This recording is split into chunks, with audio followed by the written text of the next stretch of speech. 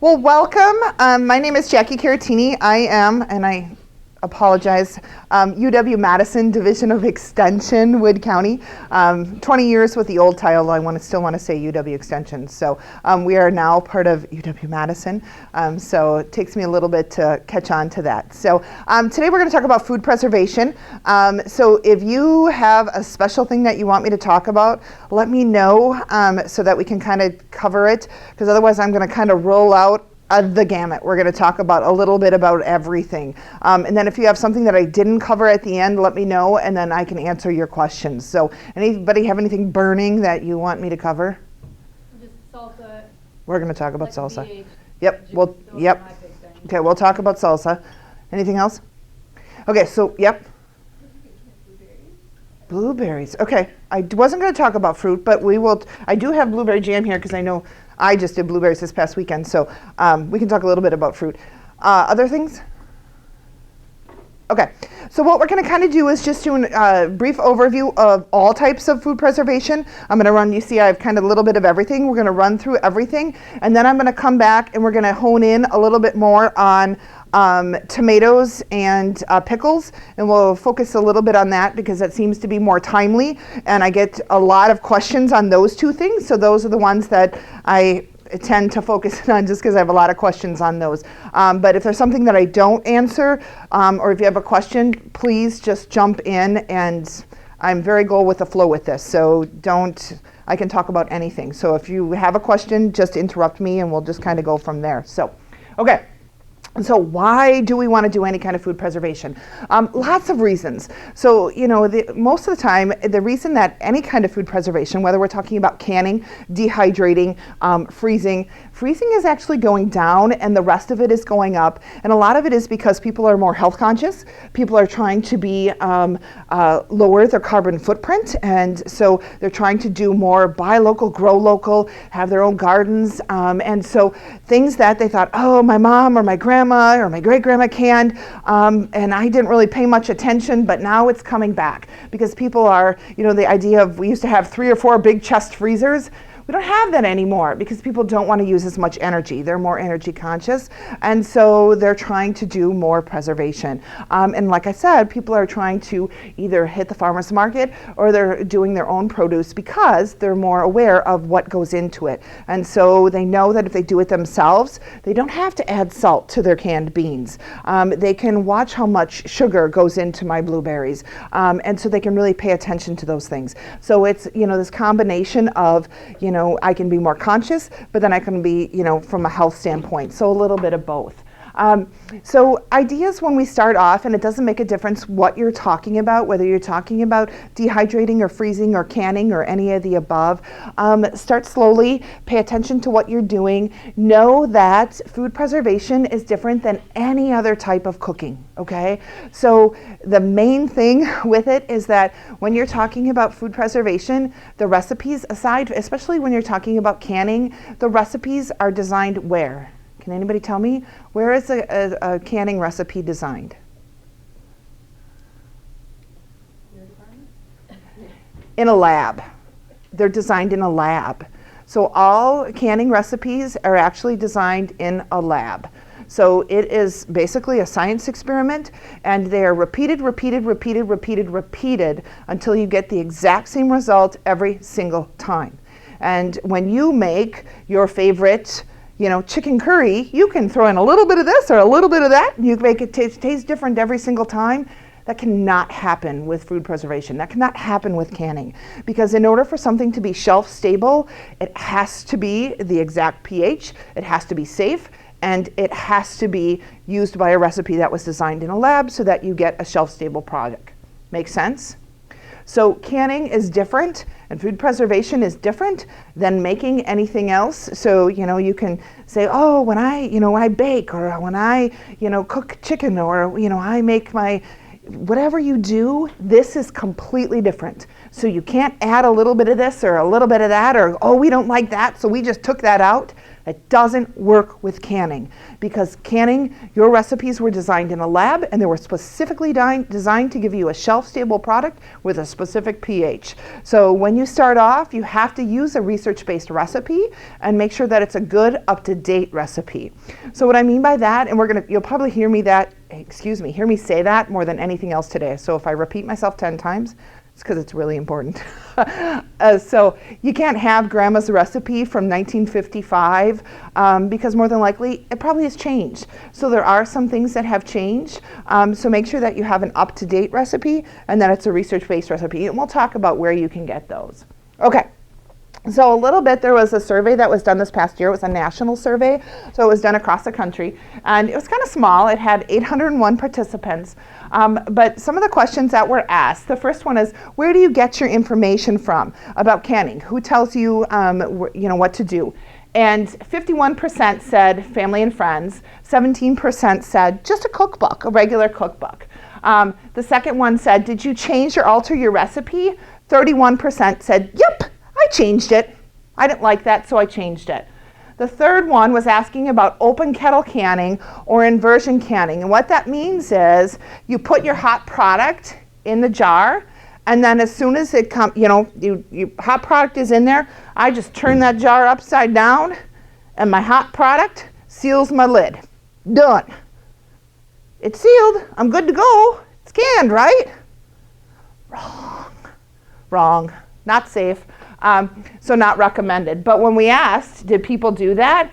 Fruits and tomatoes, 44% of people said, yep, we did that. Vegetables, 35% said they did that. And meats and seafood, 20% people said they did that. Totally not recommended, not safe. Makes me not want to eat anyone else's canned foods. But so what does this tell us? We need education. We need to be out there. So none of these things are safe. And so this is why we do this. This is why we have this conversation with you. So again, use research-based recipes. Your recipes shouldn't be coming from family and friends. Again, recipes should be designed, especially when we're talking about canning, in a lab. So this is not one that can be. Same thing with, can you change it? Nope, it can't be changed. We'll talk about the only way that it can be changed. There's a couple of things you can do, and we'll talk about that. Otherwise, no, because what happens when you change the recipe? You're changing the pH, and so then you're going to end up with an unstable, unsafe product. So cannot be changed. And then open kettle canning is not recommended in any circumstance because the reason that we process in any way, so process in a pressure canner, process in a water bath canner, or process in a steam canner, is because you're circulating that heat throughout to kill any kind of bacteria to make sure that you have a shelf-stable product. So it is not to just seal the lid, it's to circulate the heat throughout to make sure that you kill any bacteria, to make sure that you have a shelf-stable product. So it's not just about sealing your lid, it's to make sure that that heat is circulated throughout the jar to make sure that you have that shelf-stable product. So that is not recommended in any circumstance, not even with a jam or jelly, not. Okay, so let's do 5 brief tips overall for safe food preservation. So first one, I've said it, like I said, I'm gonna keep saying it, research-based recipe. That is what I forgot.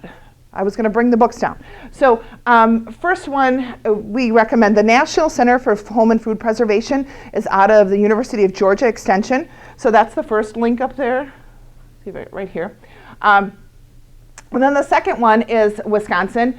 Both of these are free. The Wisconsin ones actually come out as books. We have them in our office. If you actually want the book, you can come down or I can send them to you. But we do sell the books. They're anywhere from $1 to $5 if you actually want the book. But they're all available for free online. Or if you want just to do salsa, you can go on and you can just print out that page. Pretty much. And the other thing that's kind of cool is that there's one of me, and in every county in the country, and there's in every state. So even if Wisconsin doesn't have these, I can call up, and I've done this. We've had people that have wanted to pickle rattlesnake. And so I can call to North Carolina and I can find a recipe for pickled rattlesnake. So we have counterparts in other states. So if there's something that you're looking for, they might go, oh, they're not gonna have that. There's no such thing. More than likely we might be able to find it, because there might be research-based recipes for it. So that's what we look for. So just because you can't find it on here, that doesn't mean don't call, because we have resources to other extensions in other states that will be able to get it to you. The other one that's not up here is you can also go to Ball or Cur. So freshpreserving.com is the Ball Cur website. They have great videos. They have how-to videos. So if you're new to canning, they have some really good how-to videos on there. They have some recipes. There's some really nice stuff. So that is freshpreserving.com. That's the Ball Cur website. Okay. Number 2, up-to-date recipes. So our extension stuff, not always good either, because remember I said it has to be recent. So 2009 or newer, and that goes the same with Ball and Cur. So if you have a Ball or Cur blue book, and I don't know why they're called blue books anymore, because they're not blue, and they haven't been blue for a long time, but they're still called the Ball or Cur blue book. Needs to be 2009 or newer. So those are all good resources, but they need to be recent. Then equipment. Make sure that everything is up to date and it's in good working order. If you do have a dial gauge canner, your dial gauge needs to be tested every year. So Presto tells you, even brand new out of the box, they can't guarantee that your gauges will work. It needs to come to the extension office and we test it for free. It takes about a minute. Doesn't cost anything, but we'll guarantee that it's going to read what it's supposed to read. If you have a jiggler, it doesn't need to be tested. And if you have an All-American, we don't test those. That's also a jiggler, so it should be fine. Okay, questions on that? Okay, flat bottoms. So in any of your canners, it needs to be able to sit flat. So what we mean by that is you don't want it to be warped or wobble. So a lot of times what happens over the years with any of them, whether it's a pressure canner or a water bath, the excessive use in the heat will warp the bottom, and so they wobble. And so if it wobbles, you run the risk of it uneven heating or cracking your jars or cracking your stove if you have a smooth top glass top stove. So making sure that you have a flat bottom and that it's not going to wobble upon heating. So if it does, then it needs to be replaced. Generally is the number one thing that happens with canners is they will warp over time. So just make sure that it still has that flat bottoms canner. Yeah? Those are big. Yep. But even when you put it on your largest element on your stovetop, they extend past that. Is that okay? Yeah. So you're talking about a smooth top glass top? Yep. Yeah. So that's a great question. So I will show me in my box, but I won't. So she brings up a really good point. So probably about 5 years ago, maybe even a little longer now, they used to, previous to that, if you bought a new canner, it would say right on the box, not safe for use with smooth top glass top stoves. It was a big bubble. And then about 5 years ago, all of a sudden it said safe for use with glass top stoves. And I'm like, okay, what happened? And the reason they told you it wasn't safe was a lot of people thought it was the canner. They thought it was because it was so heavy and that the weight of the canner would crack the stove. And that had nothing to do with it. So she's exactly right. It has to do with the circumference of the burner.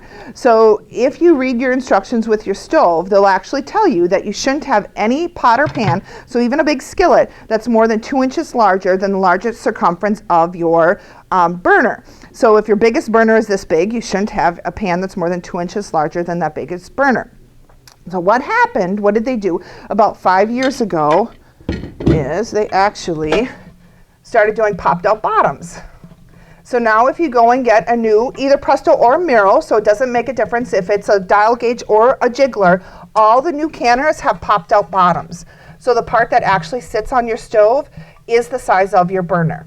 So most of the time I recommend to people, you can get a canner, a good canner, all canners, at a rummage sale, or if you inherit one from grandma in someone's basement. Most of the time I say, snag it up, because you can replace all the parts. Presto has bought out most companies that have gone out of business, and they make replacement parts for most of, and they're very reasonable. The most expensive thing is the dial gauge, and it's less than 20 bucks. You can get handles, you can get all the pieces. So if you can get an old canner, they're really decent, unless you have a smooth top glass top stove, then I recommend you get a new one because they all have the popped out bottoms. And the new ones, they're not atrociously expensive. They run about $80 to $90. So it just kind of depends. But they sell them at the hardware store, at Fleet Farm, Walmart, and they're all about the same price. They're all about 80 bucks. But so if you do have that, I do recommend that you can get a new one that has that popped out bottom on it. Does that answer your question? Okay, so cool. So dial gauges, we talked about that. Jars, so canning jars. So all jars, at the beginning of the year, you can reuse jars, but they need to be canning jars. They don't have to be ball or cur jars. We have a lot of off-brand companies that do jars now, but they need to be canning jars. So what I mean by that is it cannot be a mayonnaise jar. It cannot be a jam or jelly jar. So it has to be a canning jar that was designed for canning. And what I mean by that is that when you look on the bottom, it'll have the code for the recycling. Glass and plastic too is designed for what it's intended for. And a lot of times glass is designed, like if you pick your mayonnaise jar, it'll tell you on the bottom the code is one-time use glass. So that means that was intended to go through the canning process one time, and that manufacturer cannot guarantee that it'll withstand the heat process of canning more than one time. So when you heat it up the second time and it goes through the pressure, it'll more than likely bust. So that's why we say you can't reuse jars that were not intended for canning. Now, canning jars that were designed for canning, they're intended to be reused over and over and over, and they're designed to be reheated. Does that make sense? So old jars in your basement, that's fine, as long as they weren't mayonnaise jars, as long as they're canning jars. Just check them out, make sure that there are no cracks in them, chips along the ledge. You want to make sure that you'll get a good seal, that kind of thing. If they are, you're good to go. Your rings can be reused. Again, we're looking for any dents so that you don't get a good seal. Any rust, you can have rust on the outside, but you don't want rust on the inside because, again, if you have rust on the inside, you won't get a good seal. So that's what we're looking for. Lids. Lids cannot be reused. So lids do need to be new every year. They can't be reused. This is something that has changed. So 2 years ago, I think this is year 3, I don't know if anybody noticed this, but if you actually read the instructions on your lid box, previous to 2 years ago, what did you do with your lids when you were canning? Before you used them, what did you have to do? Yep, heat them up in warm water. Now, about 2 years ago, if you actually read your little box, it says, wash and set aside till use. What? What? And so if you contact the company, they actually changed the product on there, and so it no longer needs to be heat activated. And so it's a whole step that you can skip. Yay! One less pot on your stove. Whoop whoop. So yep. And if you are a canner, you know what I mean, because that's one less step that you don't have to have. So yeah, fantastic. So these no longer need to be heated. So wash them, sterilize them, just set them aside. You are good to go. If you do, so here's what we do say. If you're a person that just has them from previous years and you throw them all in the drawer and you don't know if they're the ones that do need to be heat activated or don't, and you're still weaning them in and out, and you're not sure, you can heat them. It's not going to hurt anything. But moving forward, as you get into, now we're a couple years in, so, unless you bought like bulk, I know a couple years ago I had someone say, well, I bought, 100 at a time. Okay, well, if you bought 100 at a time and you're still working your way through, then yeah, you can still heat them. But once you start getting into the new boxes, absolutely no need to heat them. Good? Questions on that? Yay. That was one of the fantastic things that I learned. Really good. Okay. And then 5, again, leave your creativity behind. This is one of those where you can't, go, oh, I did this, or I changed this, or nope, do that with other cooking, not with canning. So, okay, let's talk about kind of the difference between the two and why we use the two. So when we talk about water bath canning, this is specifically for our high acid things. So this is when we're talking about fruits, or things that have added acid like pickles and salsa. Then when we do our pressure canner, and it doesn't make a difference if we're doing a jiggler or a dial gauge, then this is our low acid stuff. So this is all of your vegetables and your meats. Again, questions on that? Okay. One of the questions I do sometimes get is, well, you can do green beans. I do my green beans in the water bath. You can do pickled green beans in the water bath because pickling does the preservation, and then they can be water bathed. But regular green beans need to be pressure canned. So that's the difference. So know that when we're talking about pickling, the pickling does the process. That's actually doing the preservation. That pickling process is actually what's doing the preserving, and it's that acid. And so that's why whatever is being pickled can actually be water bathed.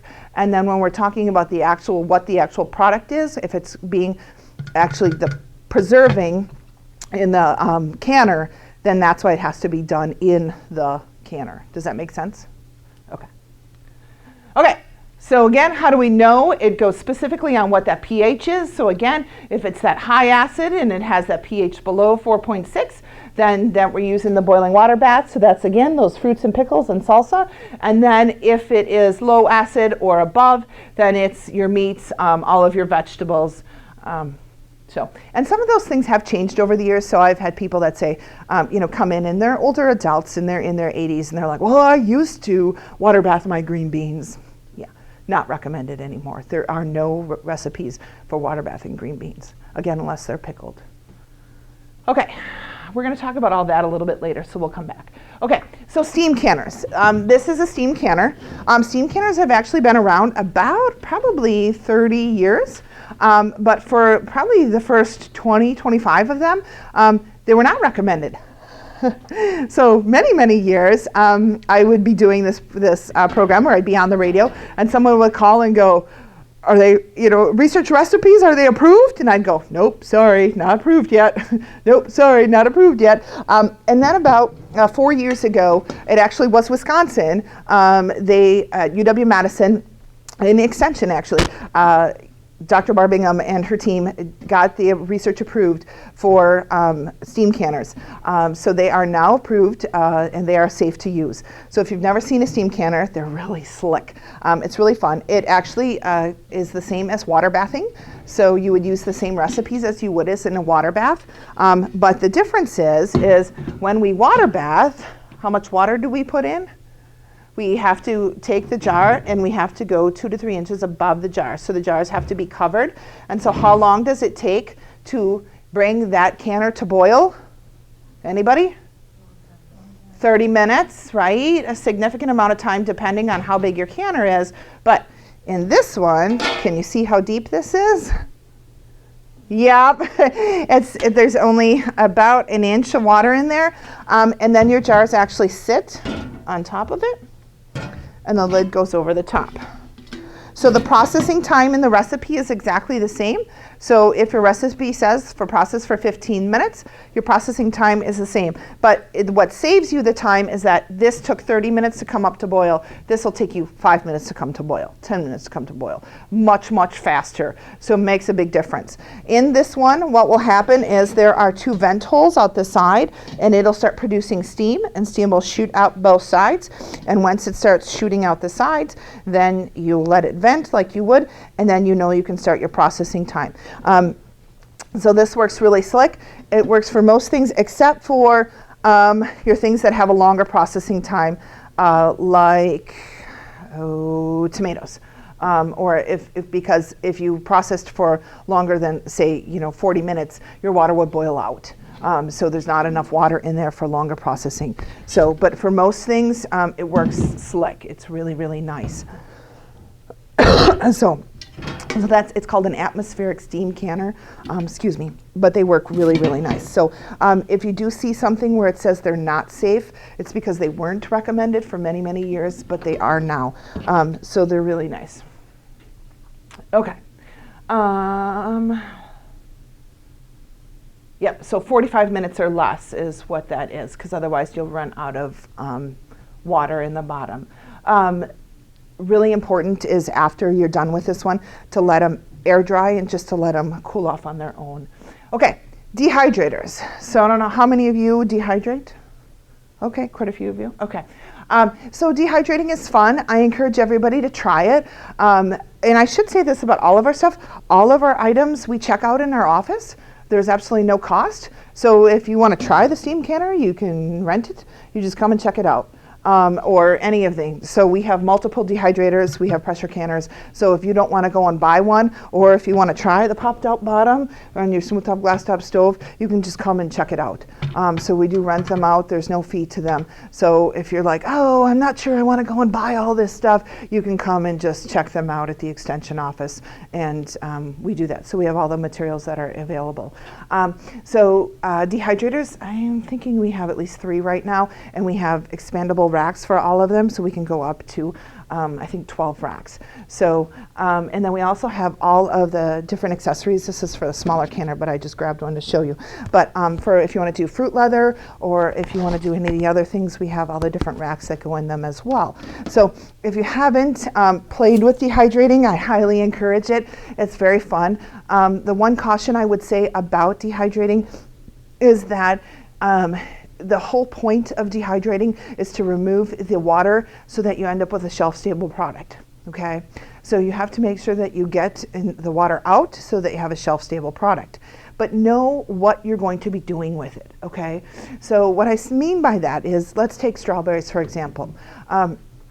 If you know that you want to keep them and you want them to put into the cupboard and they want to keep them for long term, you need to remove all the water, otherwise they're going to mold. But if you have toddlers and you want to make snacks, you might still want to have a little give in them. So you can dehydrate them to the point where they still have a little give, but then you would store them in the freezer, or you'd store them in the refrigerator, because you don't want them to mold. So there's a way that you can kind of get it. Same thing with tomatoes. I just did a program with someone who said, I wanted my tomatoes just to have a little bit of give, and I like the dehydrated tomato because it gives a really concentrated flavor. And when I add it back into things, I really like it, but I don't want them to be, totally dehydrated to the point of like being dry, brittle powder. So I know I want them to be a little bit soft and chewy, but then I store them in the freezer so then I can pull them back out later. So I do it because I like the flavor, but I know that I want a little bit of give. And if I put that give on my shelf, in my cupboard, they would mold. So know that you can do that, but that you'd have to store it in an alternative way. Does that make sense? I sound like I'm contradicting myself, but it's not. It's just knowing that if you want to use it, what's your intended use, and you might have to back it up. I can remember this very vividly. I was doing a program in Wausau up at the farmers market, and a woman came up and she says, "Oh, I make the best dehydrated bananas." And I'm like, really? Because that's kind of a tricky thing to do. I don't know if anybody does bananas, but they're kind of tricky. She's like, oh yes, I make them by the gallon-sized bags and I send them with my kids to college, and they are the most popular. My son's the most popular in the dorm because of these dehydrated bananas. And I'm like, oh, really? I'm like, well, what's your trick? And she's like, well, they're soft and chewy and they're just squishy. And I went, oh, well, okay, you're lucky the whole dorm is not ill.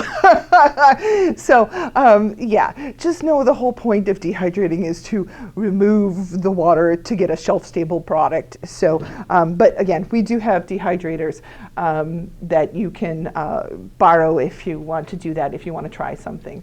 Okay, fermentation. So fermentation has become very popular, especially when we're talking about things like kombucha, or just actually fermenting things on the counter.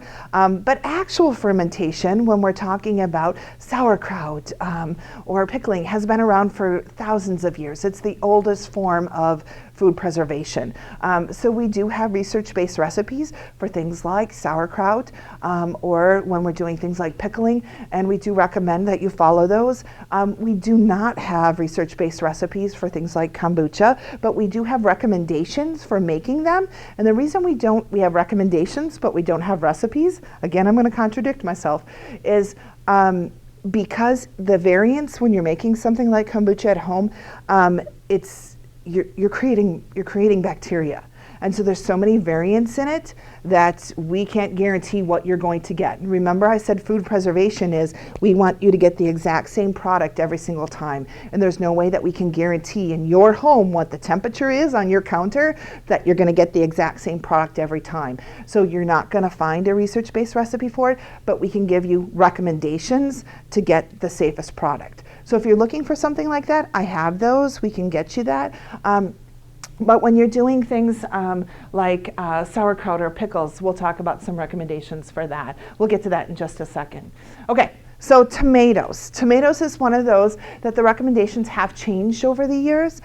So if you have a recipe from Grandma from 1955, chuck it. It's not safe. So the main thing in that is the acid. And so one of the questions people usually ask me is, well, has really the tomato changed? And the answer is it has. It really has. And so if we look at the climate, the soil, the variety, the maturity, they have found, actually starting, it's been a while, in the mid-80s, that the acidity level in the tomato they're not as acidic as they used to be. And so it has changed. So the recommendations now are to add acid back into your tomato products. So lemon juice, so it doesn't alter the flavor of it, but it just makes it more shelf stable. So if you're someone who says, well, I don't do that and mine are fine, if you're eating them within a year, you're probably safe. If you have tomatoes on your shelf from 5 years ago, I probably would discard them. So what you're doing is you just want to, get that pH to a point where it's that, again, shelf stable. Questions on that? Okay.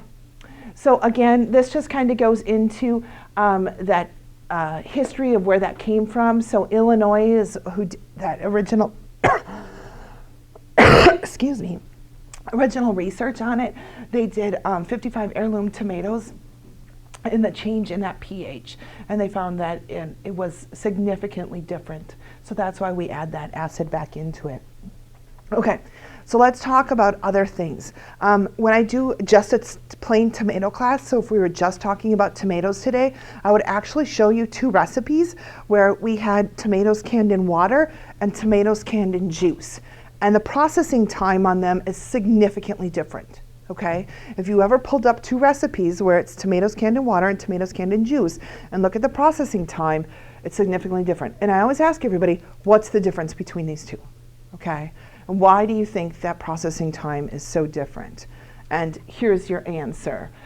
So part of it is there's less acid, but then part of it is that remember we talked about when we're processing, it can actually circulate through, the heat can circulate through that water easier, and it's very hard to circulate through something that's much more solid. So that tomato juice is much more solid, and it's harder to circulate through, so that processing time is going to be longer. So pay close attention to your recipes, okay?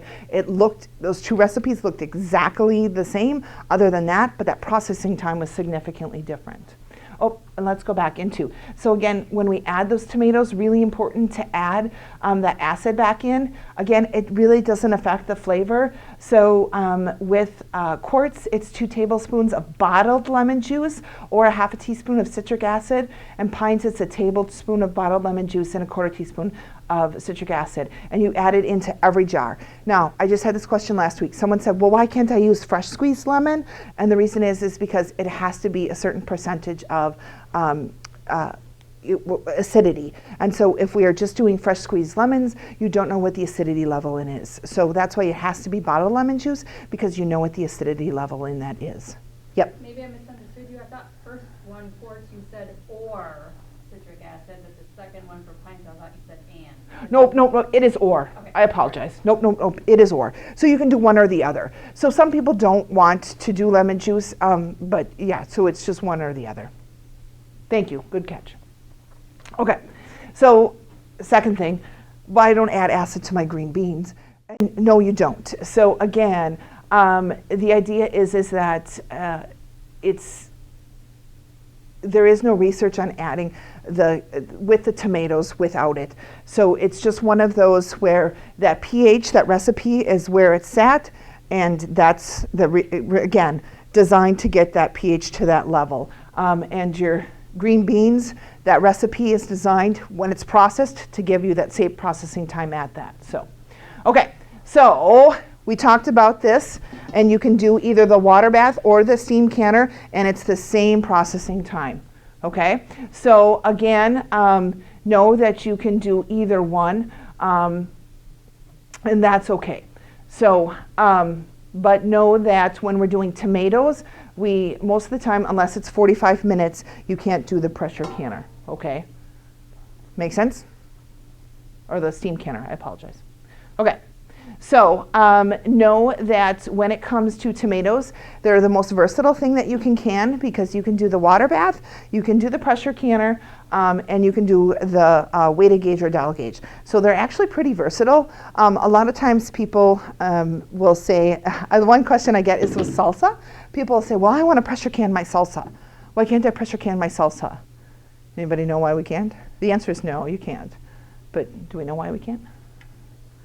Because the processing time is so short that by the time you actually brought your canner up to pressure and we vented it out, it would be done. So you're not saving anything by trying to process it in the canner. So what I mean by that is when we actually process in a canner, we have to bring it up to pressure, and then we take this off and we vent it for 10 minutes. And it vents for 10 minutes, then you put your pressure gauge back on, you bring it back up to pressure, and that's when you start your processing. The processing time for salsa is so short. Most of them it's 10 minutes, it's 15 minutes, that by the time you brought this up to pressure, it would be done. There would be no point, so you're not saving anything. It would be over-processed. So, yep, so you're not gonna find a pressure canner recipe for salsa, whereas the rest of the tomato products, the processing time is so long, you do save time by putting them in the pressure canner. But for salsa, you won't because the processing time is so short. Does that make sense? Okay. Okay, so let's talk a little bit about tomatoes. So hot pack versus raw pack. Does everybody understand what that means?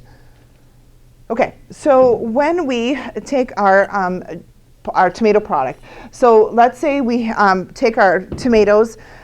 We have our tomatoes, they come right out of the garden. We put them in our sink, we rinse them off, and then we have our pot of boiling water.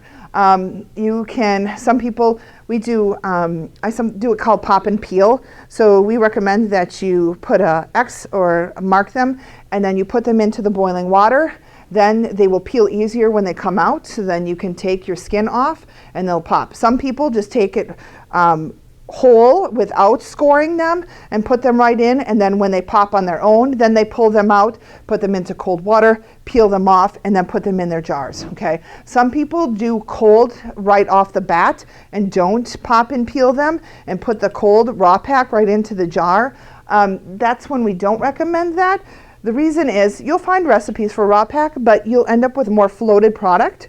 So you end up with tomatoes on the top, and then you end up with a lot of liquid in the halfway through the jar. I don't know if anybody's ever seen that, where it looks like you have all these tomatoes sitting up here, and then you have liquid down here. Most of the time that comes from raw pack. So if you do the hot pack, you end up with less liquid loss in your product. So here's an example. So this would be raw pack. This is hot pack. So it works good. Meat, we only recommend adding meat when the recipe calls for, again, because it alters that pH.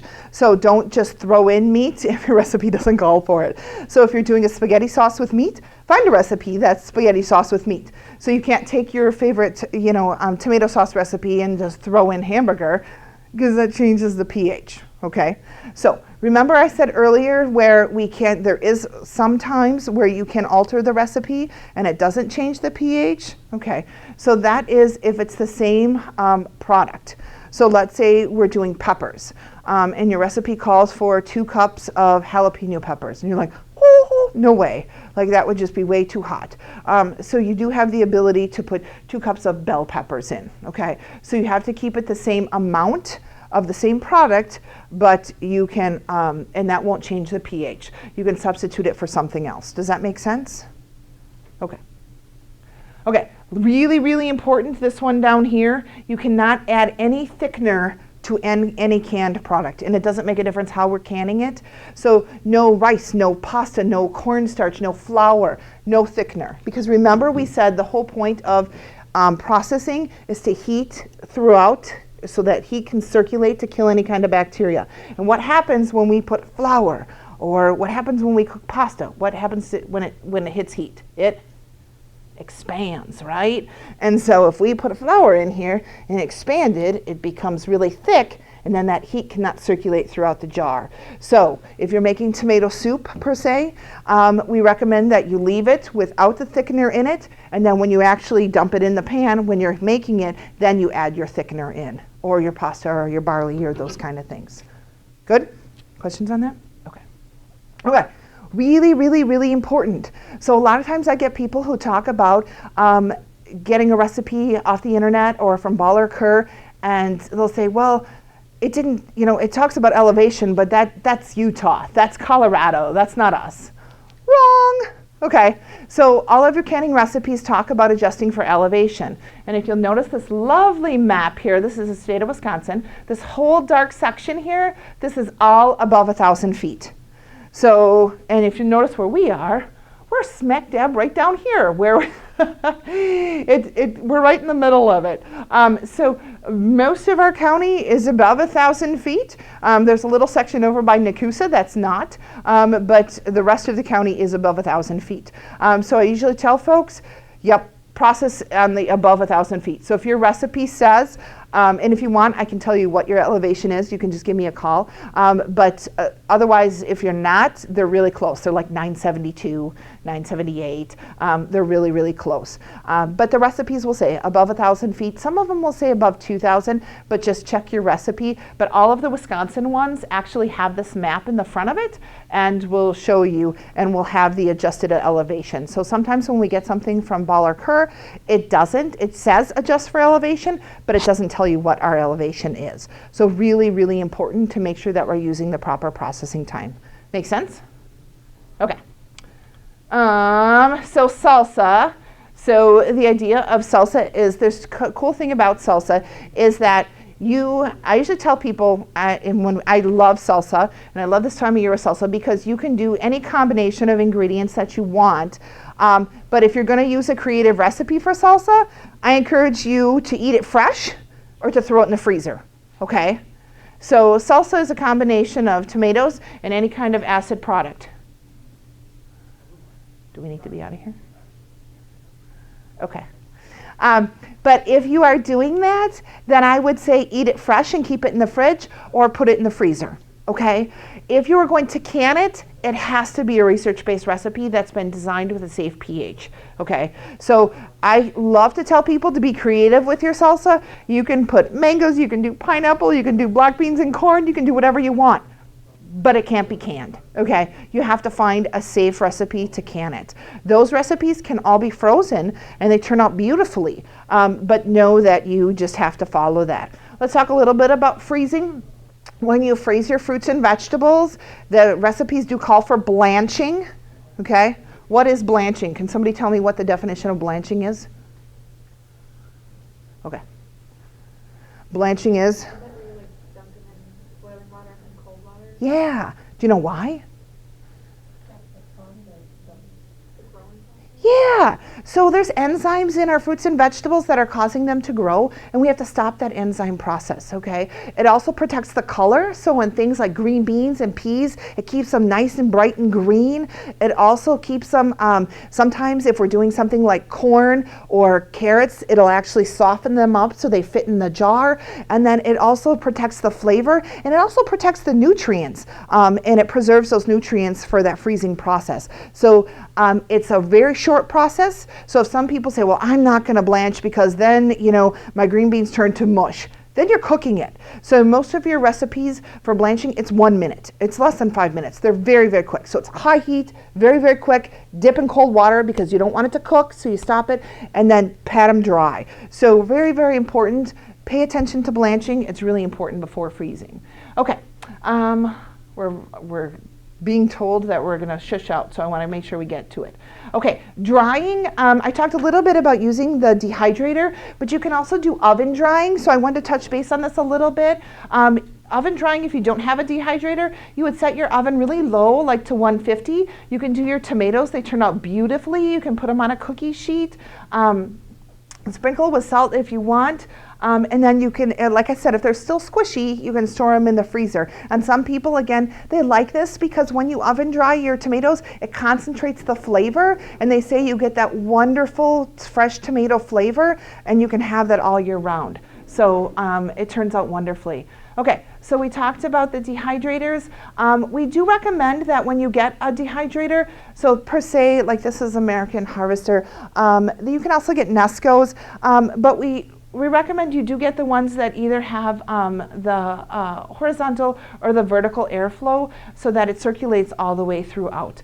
And there are a variety of prices, and you can kind of get them all around.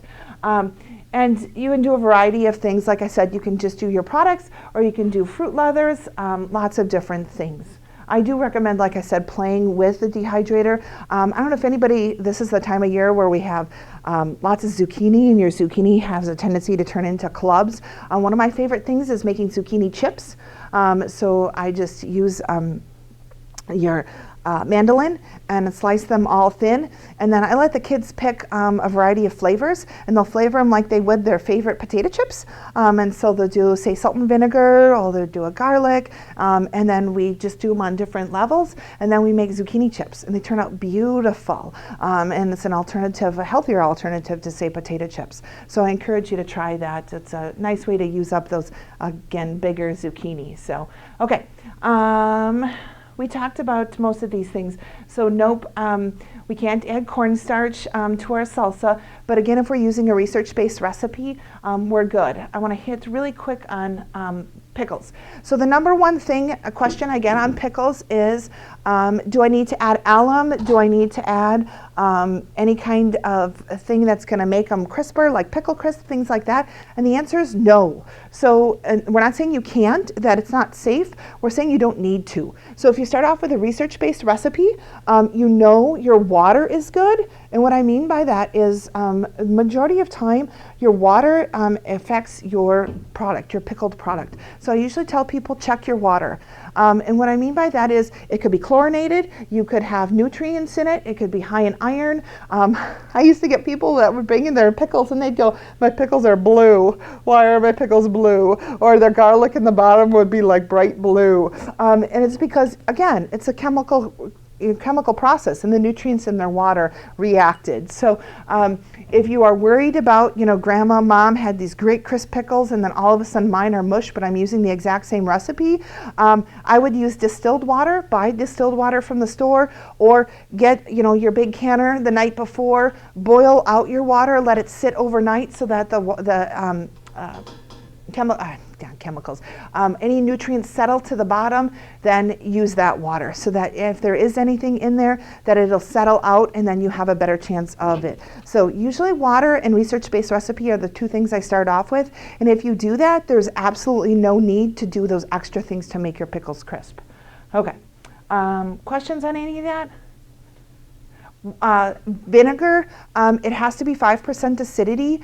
Check your vinegar at the store. So there is such things as like cleaning vinegar, which has a higher acidity in it, but that's not recommended. So just make sure that you check your acidity. And a lot of people are like, vinegar comes in different acidity. It does. So there's actually quite a few. If you're surprised, if you hit the store and you look, you're like, wow, I didn't know that. There is. So what we're looking for is 5% acidity. And again, that's going to give you that shelf-stable product. So that's really important. And there's lots of different ways that you can do it. And again, remember that when we're doing our pickling, the pickling is doing the preserving. So when we say, that there's different ways, that's actually why we can pickle a green bean, or we can pickle any vegetable, because that pickling is actually what's doing the preserving, not. And then we do actually want you to process it, but that's to make it shelf stable. So it's going to be a very short processing time, but that's just to make it shelf stable. So if you didn't want to process it, you can just put it in the refrigerator and eat it, in a short period of time. That's okay. Or throw it in the freezer. You can do it that way too. Okay. Questions on any of that? Okay, was there anything? So you talk about blueberries. Okay, so we do have recipes for fruit, and we do have recipes for canning straight up blueberries. Did you have a specific question? Oh, absolutely. Yep, we do. So if you just want to swing by or just point out which one your email is, I'll just send you the recipe. Okay. Absolutely. And know the thing about fruit is that, again, there are low sugar, no sugar recipes for canning fruit. And that's when you're doing jams and jellies, the sugar is a part of the process. So it's actually what makes things set, but so that you can't just reduce it on your own. So we do have low sugar, no sugar recipes. That's if you're doing a jam or jelly, but you have to know that you have to follow a low sugar, no sugar recipe.